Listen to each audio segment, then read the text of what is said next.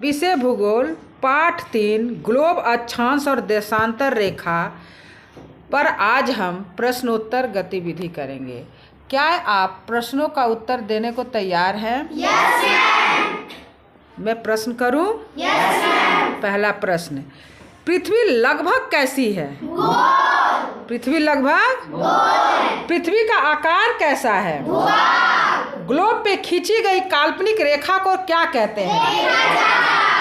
पृथ्वी को दो बराबर भागों में कौन सी रेखा बांटती है? अक्षांश रेखा। जीरो अक्षांश रेखा को क्या कहते हैं? भूमध्य रेखा। उत्तरी गोलार्ध में स्थित 23/2 पर कौन सी अक्षांश रेखा है? और दक्षिणी गोलार्ध में स्थित 23/2 डिग्री पे उत्तरी गोलार्ध में स्थित 66/2 पर और दक्षिणी गोलार्ध में 66/2 पर सबसे लंबी अक्षांश रेखा समानांतर रेखा किसे कहते हैं? ध्रुवों के पास अक्षांश रेखा क्या है? जीरो अंश से ध्रुवों के तरफ अक्षांश रेखा बढ़ती है या घटती है? अक्षांश रेखाओं की कुल संख्या और अक्षांशों की कुल संख्या भारत से होकर गुजरने वाली अक्षांश रेखा कर्क रेखा भारत को कितने राज्यों से होकर गुजरती है? कितने राज्यों से?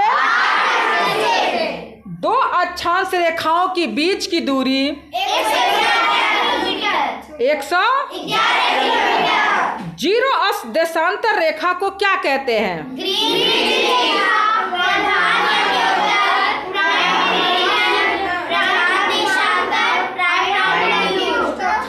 पृथ्वी एक चक्कर लगाने में कितने डिग्री घूमती है? पृथ्वी एक चक्कर लगाने में कितने डिग्री घूमती है? कौन कह रहा है? 15। एक चक्कर लगाने में कितने डिग्री घूमती है? 360 डिग्री ना घूमती है? क्या यार, पृथ्वी एक चक्कर लगाने में कितने डिग्री घूमती है? देशांतर रेखाओं की कुल संख्या। ग्रीनविच रेखा किस देश से होकर गुजरती है? जीरो देशांतर रेखा के ठीक पीछे कितने देशांतर रेखा है? पृथ्वी एक चक्कर कितने घंटे में लगाती है? और पृथ्वी एक घंटे में कितने डिग्री घूमती है? अब समझ में आया? 15 डिग्री। वो एक घंटे में कितने डिग्री घूमती है? और पृथ्वी एक डिग्री कितने मिनट में घूमती है? जीरो अक्ष प्रधान देशांतर रेखा से भारत कितने घंटे आगे है? 5:30। अब भारतीय मानक समय जोरदार ताली बजाओ।